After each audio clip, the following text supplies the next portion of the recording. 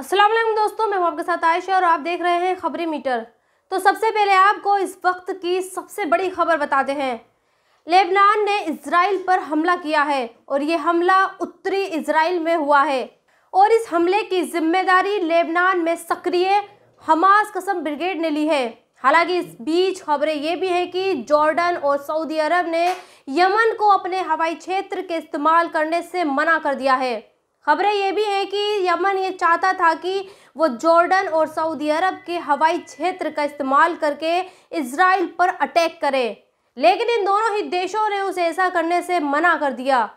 खैर आगे बढ़ते हैं और बात मोहम्मद सिराज और मोहम्मद शमी की करते हैं, क्योंकि ये वो दो नाम हैं जिन्होंने कल टीम इंडिया को जीत ऐसे दिलाई जैसे कोई थाली में परोसकर खाना देता है।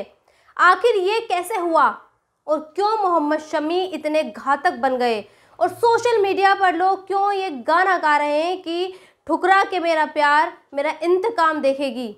लेकिन सबसे पहले मैं आपको ये दो तस्वीरें दिखाना चाहती हूँ और वो दो तस्वीरें मोहम्मद शमी और सिराज और उर्फी जावेद की हैं।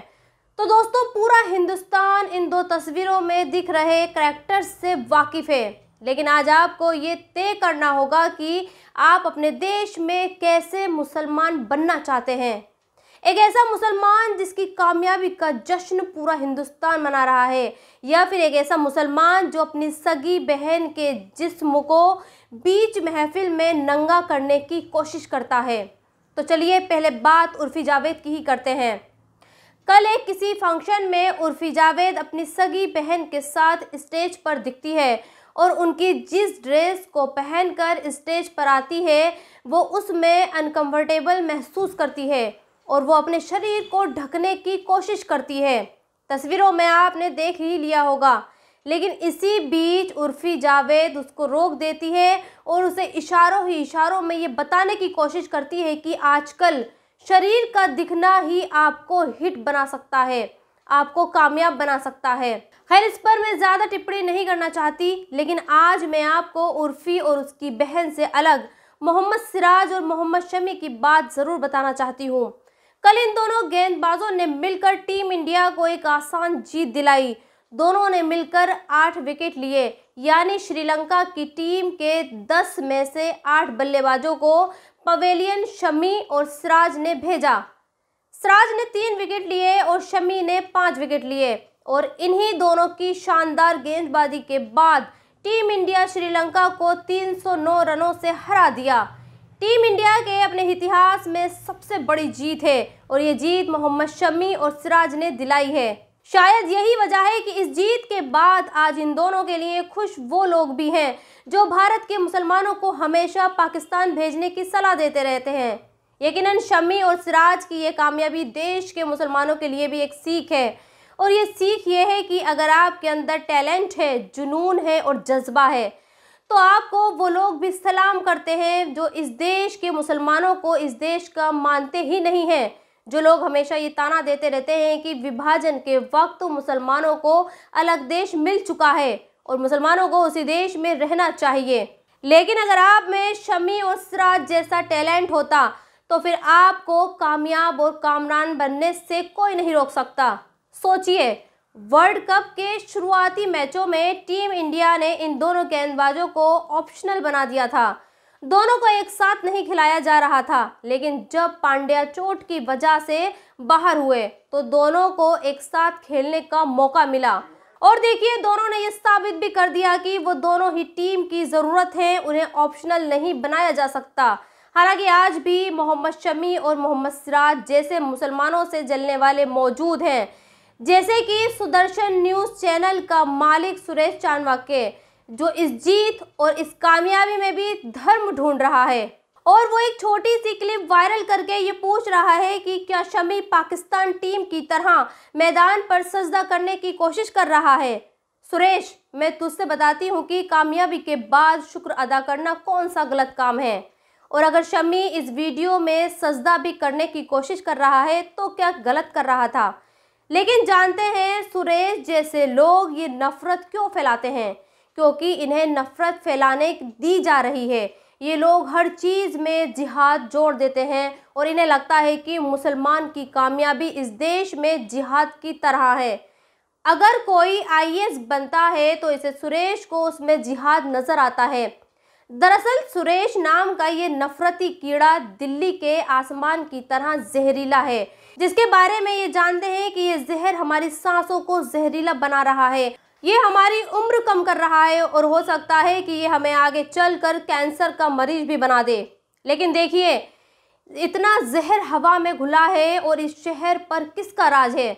वो चुनाव प्रचार में बिजी है। छोटा हुक्मरान मध्य प्रदेश में रैलियां कर रहा है और अपनी गिरफ्तारी को लेकर बड़े हुक्मरान को चैलेंज कर रहा है, और बड़ा हुक्मरान छत्तीसगढ़ में रैलियां कर रहा है और ये कह रहा है कि वो ऐसे चोर लुटेरों को बख्शेगा नहीं।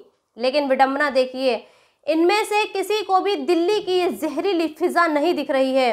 ये दिल्ली के बढ़ते हुए पॉल्यूशन को लेकर ना तो कुछ करेंगे और ना ही कुछ कहेंगे, क्योंकि ये जानते हैं कि इन्हें वोट पॉल्यूशन नहीं बल्कि अपीजमेंट की पॉलिटिक्स दिलाएगी। और वैसे देखा जाए तो गलती इनकी भी नहीं है। लोग भी धर्म की अफीम इतनी चाट चुके हैं कि उन्हें भी धर्म ही दिखता है। उन्हें भी ये लगता है कि जो उनके धर्म की बात करेगा वही सही है। खैर, कहने से कुछ नहीं होगा, आप और हम इसी सीवियर कैटेगरी में पहुंच चुके पॉल्यूशन में सांस लेंगे। हमारी इम्यूनिटी स्ट्रांग हुई और हमारी किस्मत ने साथ दिया तो हम बच जाएंगे, वरना तो आंकड़ा उठाकर देख लीजिए। पॉल्यूशन से मरने वालों का आखिरी डेटा 2019 में रिलीज हुआ था। इस साल भारत में पॉल्यूशन से 16,70,000 लोग मरे थे। अभी दिल्ली में या फिर देश के किसी कोने में कोई एक मर्डर हो जाए और ये पता लग जाए कि इस मर्डर में मुस्लिम ने हिंदू को मार दिया, तो फिर देखिए क्या तमाशा होता है। तमाम सियासी पार्टियां आपको सड़कों पर दिखेंगी और आपसे ये कहेंगे कि अपने ही देश में हिंदू खतरे में है, लेकिन पॉल्यूशन से हर साल मरने वाले लाखों लोगों के बारे में कोई नहीं सोचता। खैर, आगे बढ़ते हैं और बात इस टेनिस प्लेयर की करते हैं। जयबूर नाम की ये टेनिस प्लेयर ट्यूनीशिया की है। इस खिलाड़ी ने एक टूर्नामेंट जीता और जब जीतने के बाद रिपोर्ट इसका इंटरव्यू ले रहा था तो इसकी आंखें आंसुओं से भर आईं और इसमें इस टूर्नामेंट में जीती रकम को फिलिस्तीन के बच्चों के लिए डोनेट कर दिया और ये कहा कि इसके लिए ये देखना बेहद मुश्किल है कि छोटे छोटे मासूम बच्चों को फिलिस्तीन में मौत की नींद सुलाया जा रहा है। सोचिए, अगर यही काम अपने भारत का कोई खिलाड़ी कर देता तो क्या होता। यकीनन उस पर अब तक कितने एफआईआर हो जा चुकी होती और सुधीर चौधरी जैसे एंकर ये कह रहे होते कि देखिए, हमास के आतंकवादी दुनिया के बच्चों की लाशें दिखाकर हिप्नोटाइज कर रहे हैं और दुनिया की हमदर्दी लूट रहे हैं, और इसे हमास का डिजिटल वॉर बताते हैं और ये कहते हैं कि हमास सिर्फ हथियारों से नहीं लड़ रहा बल्कि वो लोगों के दिमाग से भी लड़ रहा है और खुद को इस तरह से पेश कर रहा है ताकि दुनिया इजराइल से नफरत करने लगे। और सबसे आखिर में बात मौलाना अरशद मदनी की करते हैं, जिन्होंने हमास को फ्रीडम फाइटर बताया है और ये कहा है कि हमास कोई आतंकवादी संगठन नहीं है बल्कि अपने देश के लिए लड़ने वाले फ्रीडम फाइटर हैं जो इजराइल को जरूर हराएंगे। हालांकि अब मदनी के इस बयान पर भारतीय मीडिया सवाल खड़े कर रहा है और ये कह रहा है कि जिससे अमेरिका आतंकवादी मानता है उसे भारत में रहने वाले मुसलमान आतंकवादी क्यों नहीं मानते, उसे अरशद मदनी जैसे लोग फ्रीडम फाइटर क्यों बता रहे हैं। मेरा अरशद मदनी पर सवाल खड़े करने वाले राहुल शिवशंकर से एक ही सवाल है और वो सवाल ये है कि आधिकारिक तौर पर भारत सरकार से ये कहलावा दे कि हमास एक आतंकवादी है, तो फिर हमें भी ये पता चल जाएगा कि फिलिस्तीन के साथ जो हो रहा है वो आतंकवाद है या फिर कुछ और।